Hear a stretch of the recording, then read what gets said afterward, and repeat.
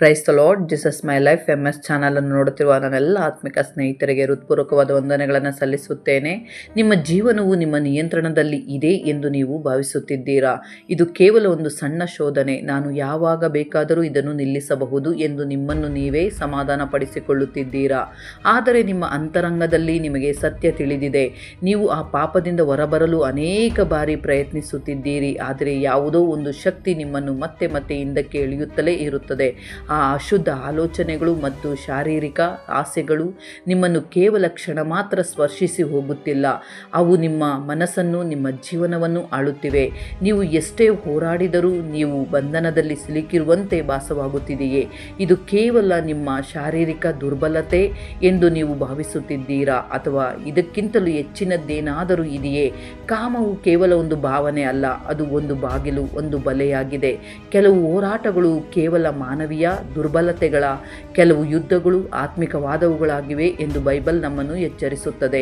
ಎಫೆಸದವರಿಗೆ ಬರೆದ ಪತ್ರಿಕೆ 6ನೇ ಅಧ್ಯಾಯ 12ನೇ ವಚನ ನಮಗೆ ನೆನಪಿಸುವುದೇನೆಂದರೆ, ನಮಗೆ ಹೋರಾಟವಿರುವುದು ಮನುಷ್ಯ ಮಾತ್ರದವರ ಸಂಗಡವಲ್ಲ, ರಾಜತ್ವಗಳ ಮೇಲೆಯೂ ಅಧಿಕಾರಿಗಳ ಮೇಲೆಯೂ ಈ ಅಂಧಕಾರದ ಲೋಕಾಧಿಪತಿಗಳ ಮೇಲೆಯೂ ಆಕಾಶ ಮಂಡಲಗಳಲ್ಲಿರುವ ದುರಾತ್ಮಗಳ ಸೇನೆಯ ಮೇಲೆಯೂ ನಾವು ಹೋರಾಡುವವರಾಗಿದ್ದೇವೆ. ನೀವು ವರ್ಷಗಳಿಂದ ಕಾಮದ ಆಸೆಗಳೊಂದಿಗೆ ಹೋರಾಡುತ್ತಿದ್ದರೆ, ಅದು ಕೇವಲ ಒಂದು ಶೋಧನೆಯಂತೆ ಅಲ್ಲದೆ ಒಂದು ವ್ಯಸನದಂತೆ ಅನಿಸುತ್ತಿದ್ದರೆ, ನೀವು ಕೇವಲ ಕೆಟ್ಟ ಅಭ್ಯಾಸದೊಂದಿಗೆ ಹೋರಾಡುತ್ತಿಲ್ಲ, ಕಾಮದ ಆತ್ಮಿಕ ಬಂಧನದೊಂದಿಗೆ ಹೋರಾಡುತ್ತಿರುವ ಸಾಧ್ಯತೆ ಇದೆ. ಈ ಬಂಧನವು ನಿಮ್ಮ ಜೀವನದ ಮೇಲೆ ಪ್ರಭಾವ ಬೀರುತ್ತಿದೆ ಎಂಬುದನ್ನು ತಿಳಿದುಕೊಳ್ಳಲು 5 ಸೂಚನೆಗಳಿವೆ. ಅವು ಯಾವುವು ಎಂಬುದನ್ನು ಈ ವಿಡಿಯೋದಲ್ಲಿ ವಿವರವಾಗಿ ತಿಳಿದುಕೊಳ್ಳೋಣ. ವಿಡಿಯೋವನ್ನು ಕೊನೆಯವರೆಗೂ ಜಾಗರೂಕತೆಯಿಂದ ವೀಕ್ಷಿಸಿ. ಮೊದಲನೆಯ ಸೂಚನೆ, ನಿಯಂತ್ರಿಸಲಾಗದ ಆಲೋಚನೆಗಳು ಮತ್ತು ಆಸೆಗಳು. ನೀವು ಎಷ್ಟೇ ಪ್ರಾರ್ಥಿಸಿದರೂ, ಎಷ್ಟೇ ಅವುಗಳನ್ನು ಎದುರಿಸಲು ಪ್ರಯತ್ನಿಸಿದರೂ, ಆ ಆಲೋಚನೆಗಳು ಮತ್ತೆ ಮತ್ತೆ ಬರುತ್ತಲೇ ಇರುತ್ತವೆ. ಅವುಗಳ ಬಗ್ಗೆ ಯೋಚಿಸಬಾರದು ಎಂದು ನೀವು ಪ್ರಯತ್ನಿಸುತ್ತಿರುವಾಗಲೂ ಯಾವುದೋ ಒಂದು ಸಮಯದಲ್ಲಿ ಅವು ನಿಮ್ಮ ಮನಸ್ಸಿನಲ್ಲಿ ಕಾಣಿಸಿಕೊಳ್ಳುತ್ತವೆ. ನೀವು ಚರ್ಚಿನಲ್ಲಿರಬಹುದು, ಬೈಬಲ್ ಓದುತ್ತಿರಬಹುದು, ಅಥವಾ ನಿಮ್ಮ ಕುಟುಂಬದೊಂದಿಗೆ ಸಮಯ ಕಳೆಯುತ್ತಿರಬಹುದು. ಇದ್ದಕ್ಕಿದ್ದಂತೆ ಒಂದು ಅನುಚಿತವಾದ ಆಲೋಚನೆ ನಿಮ್ಮ ಮನಸ್ಸನ್ನು ಕಾಡಬಹುದು. ಇದನ್ನು ಸಾಮಾನ್ಯವಾಗಿ ಕೇವಲ ಶೋಧನೆ ಎಂದು ಹೇಳುವುದಕ್ಕಿಂತ ನಿಮ್ಮ ಮನಸ್ಸಿನ ಮೇಲೆ ನಡೆಯುತ್ತಿರುವ ತೀವ್ರವಾದ ಹೋರಾಟ ಎಂದು ಹೇಳಬಹುದು. ಕಾಮವು ಈ ರೀತಿಯಾಗಿ ನಿಮ್ಮ ಮನಸ್ಸನ್ನು ಆಕ್ರಮಿಸಿಕೊಂಡಾಗ ಶತ್ರುವು ನಿಮ್ಮ ಮೇಲೆ ಕೆಲಸ ಮಾಡುತ್ತಿದ್ದಾನೆ ಎಂಬುದಕ್ಕೆ ಇದು ಒಂದು ಸೂಚನೆ ಎಂದು ಈ ಸಂದೇಶ ತಿಳಿಸುತ್ತದೆ. ಯಾಕೋಬನು ಬರೆದ ಪತ್ರಿಕೆ 4ನೇ ಅಧ್ಯಾಯ 7ನೇ ವಚನ ಹೀಗೆ ಹೇಳುತ್ತದೆ, ಹೀಗಿರಲಾಗಿ ದೇವರಿಗೆ ಅಧೀನರಾಗಿದ್ದು ಸೈತಾನನನ್ನು ಎದುರಿಸಿ, ಆಗ ಅವನು ನಿಮ್ಮನ್ನು ಬಿಟ್ಟು ಓಡಿ ಹೋಗುವನು. ಆದರೆ ಆ ಆಲೋಚನೆಗಳು ದೂರವಾಗದೆ ಮತ್ತೆ ಮತ್ತೆ ಬರುತ್ತಿದ್ದರೆ, ಇದು ಏಕೆ ಹೀಗೆ ನಡೆಯುತ್ತಿದೆ ಎಂದು ಪ್ರಶ್ನಿಸಬೇಕಾದ ಸಮಯ ಬಂದಿದೆ. ಇದರ ಬಗ್ಗೆ ಆಲೋಚಿಸಬೇಕಾದ ಸಮಯ ಬಂದಿದೆ. 2ನೇ ಸೂಚನೆ, ಕಾಮವನ್ನು ಪ್ರಚೋದಿಸುವ ವಿಷಯಗಳಿಗೆ ಬಲಿಯಾಗುವುದು. ಅಶುದ್ಧ ಅಥವಾ ಕಾಮವನ್ನು ಪ್ರಚೋದಿಸುವ ವಿಷಯಗಳ ಕಡೆಗೆ ನೀವು ಮತ್ತೆ ಮತ್ತೆ ಆಕರ್ಷಿತರಾಗುತ್ತಿದ್ದೀರಾ. ಅದು ಅಶ್ಲೀಲ ವಿಷಯಗಳಾಗಿರಬಹುದು, ಸಾಮಾಜಿಕ ಮಾಧ್ಯಮಗಳಲ್ಲಿ ಪ್ರಚೋದನಕಾರಿ ಪೋಸ್ಟ್ಗಳಾಗಿರಬಹುದು, ಅಥವಾ ಅನುಚಿತವಾದ ಪುಸ್ತಕಗಳು ಮತ್ತು ಸಿನಿಮಾಗಳಾಗಿರಬಹುದು.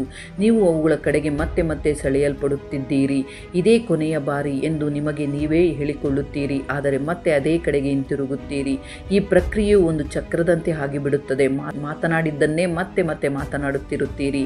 ಅದರ ಪರಿಣಾಮವಾಗಿ ನಿಮ್ಮೊಳಗೆ ಅಪರಾಧ ಭಾವ, ನಾಚಿಕೆ, ಪಶ್ಚಾತ್ತಾಪ, ಅದೇ ತಪ್ಪನ್ನು ಪುನಃ ಮಾಡುತ್ತಿರುವ ನೋವು ಉಂಟಾಗುತ್ತದೆ. ಮತ್ತಾಯನು ಬರೆದ ಸುವಾರ್ತೆ 5ನೇ ಅಧ್ಯಾಯ 28ನೇ ವಚನದಲ್ಲಿ ಯೇಸು ಕರ್ತನು ಸ್ಪಷ್ಟವಾಗಿ ಹೀಗೆ ಹೇಳಿದ್ದಾರೆ, ಆದರೆ ನಾನು ನಿಮಗೆ ಹೇಳುವುದೇನೆಂದರೆ, ಪರಸ್ತ್ರೀಯನ್ನು ನೋಡಿ ಮೋಹಿಸುವ ಪ್ರತಿಯೊಬ್ಬ ಮನುಷ್ಯನು ಆಗಲೇ ತನ್ನ ಮನಸ್ಸಿನಲ್ಲಿ ಆಕೆಯ ಕೂಡ ವ್ಯಭಿಚಾರ ಮಾಡಿದವನಾಗಿದ್ದಾನೆ.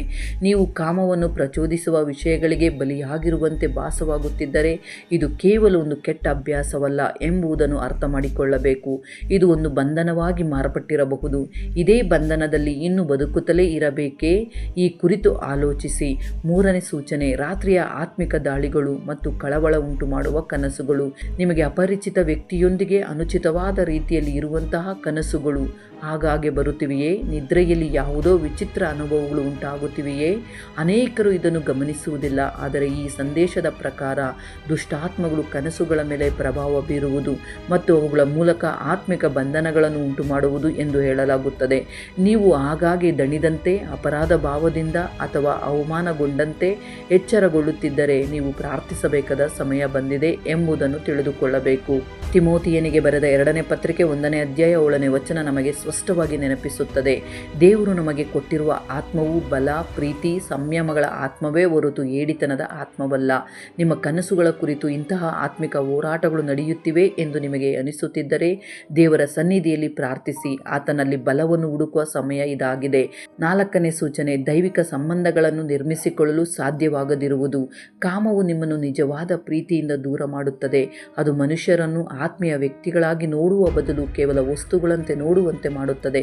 ನೀವು ಸಂಬಂಧಗಳಲ್ಲಿ ಭಾವನಾತ್ಮಕವಾಗಿ ಸಂಪರ್ಕ ಹೊಂದಲು ಕಷ್ಟಪಡುತ್ತಿದ್ದರೆ, ನಿರಂತರವಾಗಿ ಅಶುದ್ಧವಾದ ಸಂಬಂಧಗಳಲ್ಲಿ ಸಿಲುಕಿಕೊಳ್ಳುತ್ತಿದ್ದರೆ ಅಥವಾ ವಿವಾಹದ ಮೊದಲ ಪರಿಶುದ್ಧತೆಯನ್ನು ಕಾಪಾಡಿಕೊಳ್ಳಲು ಸಾಧ್ಯವಾಗುತ್ತಿಲ್ಲವೆಂದು ಭಾಸವಾಗುತ್ತಿದ್ದರೆ ಅದರ ಹಿಂದೆ ಕಾಮದ ಆತ್ಮಿಕ ಬಂಧನವಿರಬಹುದು. ದೈವಿಕ ಸಂಬಂಧಗಳು ಬಲವಾದ ಮತ್ತು ಆಶೀರ್ವಾದಕವಾದ ವಿವಾಹಗಳಿಗೆ ದಾರಿ ಮಾಡಿಕೊಡುತ್ತವೆ ಎಂಬುದು ಶತ್ರುವಿಗೆ ತಿಳಿದಿದೆ. ಆದುದರಿಂದ ನೀವು ಅಲ್ಲಿಗೆ ತಲುಪುವ ಮೊದಲೇ ಪ್ರೀತಿಯನ್ನು ಕುರಿತು ನಿಮಗಿರುವ ದೃಷ್ಟಿಕೋನವನ್ನು ನಾಶ ಮಾಡಲು ಅವನು ಪ್ರಯತ್ನಿಸುತ್ತಾನೆ. ಕೊರಿಂಥದವರಿಗೆ ಬರೆದ ಮೊದಲನೇ ಪತ್ರಿಕೆ 6ನೇ ಅಧ್ಯಾಯ 18ನೇ ವಚನ ಹೀಗೆ ಹೇಳುತ್ತದೆ, ಜಾರತ್ವವನ್ನು ಬಿಟ್ಟು ದೂರ ಓಡಿ ಹೋಗಿರಿ. ಮನುಷ್ಯರು ಮಾಡುವ ಇತರ ಪಾಪಕೃತ್ಯಗಳು ದೇಹದ ಹೊರಗಿವೆ, ಆದರೆ ಜಾರತ್ವ ಮಾಡುವವನು ತನ್ನ ಸ್ವಂತ ದೇಹಕ್ಕೆ ವಿರೋಧವಾಗಿ ಪಾಪ ಮಾಡುತ್ತಾನೆ. 5ನೇ ಸೂಚನೆ, ದೇವರಿಂದ ದೂರವಾಗಿರುವಂತೆ ಭಾಸವಾಗುವುದು.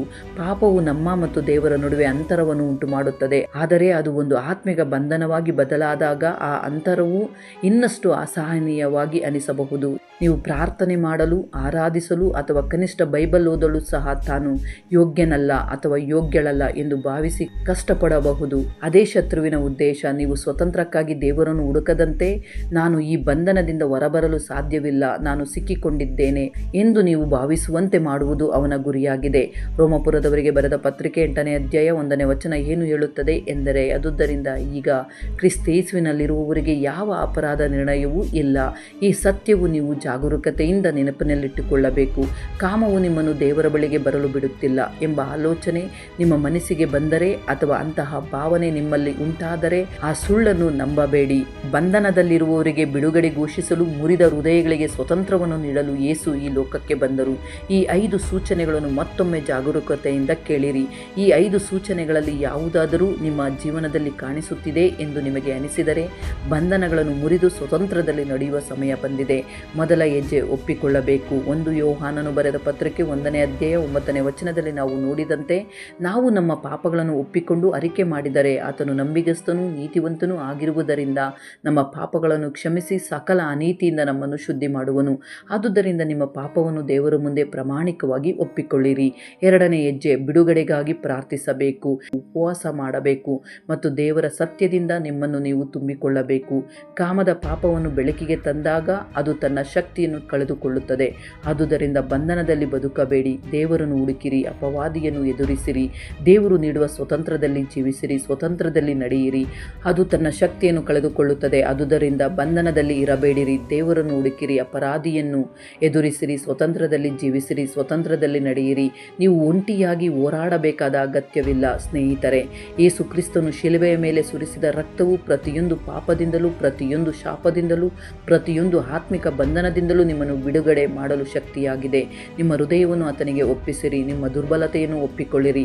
ಕರ್ತನೇ, ನಾನು ದುರ್ಬಲನಾಗಿದ್ದೇನೆ, ಕರ್ತನೇ, ನಾನು ದುರ್ಬಲನಾಗಿದ್ದೇನೆ, ಈ ಹೋರಾಟದಲ್ಲಿ ನಾನು ಸೋಲುತ್ತಿದ್ದೇನೆ, ನನಗೆ ನಿನ್ನ ಶಕ್ತಿ ಬೇಕು, ನನ್ನನ್ನು ಬಿಡುಗಡೆ ಮಾಡು ಎಂದು ನಿಮ್ಮ ಹೃದಯದಲ್ಲಿ ಆಳದಿಂದ ದೇವರಿಗೆ ಮೊರೆಯಿಡಿರಿ. ಆತನು ನಿಮ್ಮ ಪ್ರಾರ್ಥನೆಯನ್ನು ಕೇಳಿ ನಿಮ್ಮನ್ನು ಬಿಡುಗಡೆ ಮಾಡಲು ಸಿದ್ಧವಾಗಿದ್ದಾರೆ. ನಿಮ್ಮ ಪರಿಶುದ್ಧತೆಗಾಗಿ, ನಿಮ್ಮ ಜೀವನದ ಉದ್ದೇಶಕ್ಕಾಗಿ ದೇವರು ಒಂದು ಯೋಜನೆಯನ್ನು ಹೊಂದಿದ್ದಾರೆ. ಶತ್ರುವು ಅದನ್ನು ಕದಿಯಲು ಬಿಡಬೇಡಿ. ಯೇಸುವಿನ ನಾಮದಲ್ಲಿ ನೀವು ವಿಜಯಶಾಲಿಗಳಾಗಿದ್ದೀರಿ. ಇಂದೇ ನಿಮ್ಮ ಬಿಡುಗಡೆ ಆರಂಭವಾಗಲಿ. ಖಂಡಿತವಾಗಿಯೂ ಪ್ರಾರ್ಥಿಸಿರಿ, ದೇವರನ್ನು ಬೇಡಿಕೊಳ್ಳಿರಿ, ನಿಮ್ಮ ಪಾಪಗಳನ್ನು ಒಪ್ಪಿಕೊಳ್ಳಿರಿ, ದೇವರ ಸನ್ನಿಧಿಯಲ್ಲಿ ನಿಲ್ಲಿರಿ. ಆತನು ನಿಮ್ಮನ್ನು ತನ್ನ ಮಗನಾಗಿ, ತನ್ನ ಮಗಳಾಗಿ ಸ್ವೀಕರಿಸುತ್ತಾರೆ. ಯೇಸು ಶೀಘ್ರದಲ್ಲೇ ಬರುತ್ತಾರೆ, ಸಿದ್ಧವಾಗಿರಿ. ನಮ್ಮ ರಕ್ಷಕನಾದ ಯೇಸು ಶೀಘ್ರದಲ್ಲೇ ಬರುತ್ತಾರೆ, ಆದುದರಿಂದ ಸಿದ್ಧವಾಗಿರಿ. ದೇವರು ನಿಮ್ಮನ್ನು ಆಶೀರ್ವದಿಸಲಿ. ಕೃಪೆಯಲ್ಲಿ ಬಲವಾಗಿರಿ. ಈ ವಿಡಿಯೋ ನಿಮಗೆ ಇಷ್ಟವಾಗಿದ್ದರೆ ಅನೇಕರಿಗೂ ಶೇರ್ ಮಾಡಿರಿ, ಲೈಕ್ ಮಾಡಿರಿ, ಸಬ್ಸ್ಕ್ರೈಬ್ ಮಾಡಿಕೊಳ್ಳಿ.